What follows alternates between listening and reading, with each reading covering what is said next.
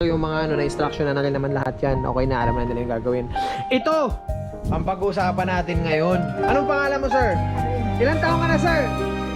Saan ka pupunta ngayon? Ano gagawin mo doon? Maghanap ng trabaho. Ano maghanap ng trabaho?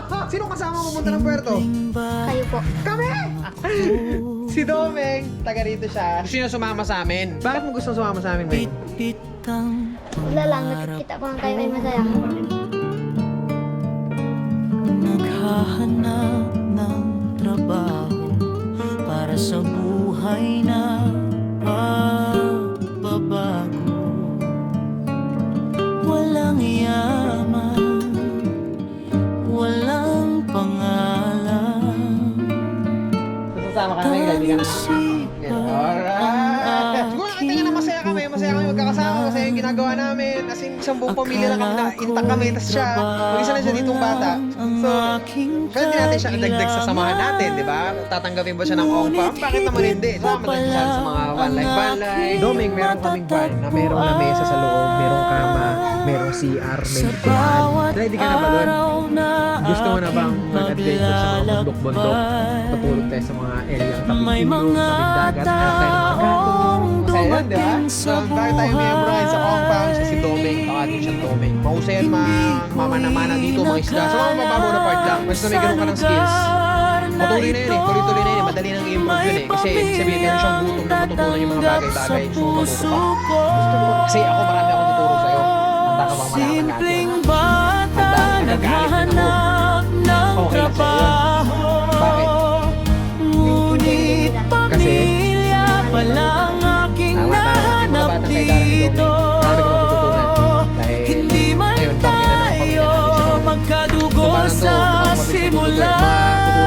Baka iniisip ko na hindi pa kaya ng 11 years Pero old. pagmamahal ang nagbuklod sa ating mga puso. Minsan tayo lang mga magulang yung Hirap at mga ginhawa naglilimita. kayo'y Kasi pag laki nila, magiging lampak, di ba? Mas maganda na sa kung ano yung tingin kaya na nila dahil ganyan may edad ko kamay noon, na maganda hindi pa niya yung kinakaya ko. So, kaya siguro, ganito rin ako ngayon, sa maayos kahit pa, dahil pinukpok ko sa sarili ko na maging marunong sa buhay nung mga bata pa lang. trabaho lang ang Ready ka? aking Ready? bagay. Pamilya pala ang regalo ng aking Okay ka buhay. na? Let's go? Let's go!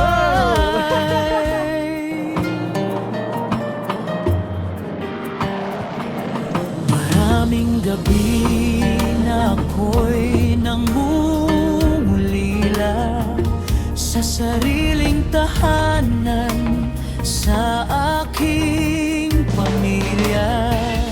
Pero nang makilala ko kayo, unti-unting gumaan ang puso ko.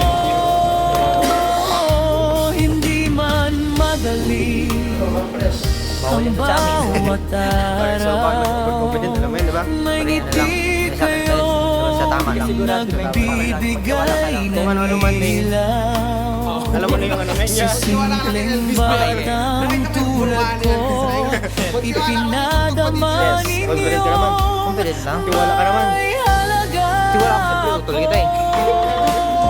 Bakit? Kaya sa bawat araw na aking ginugol, pasasalamat ang nasa aking puso.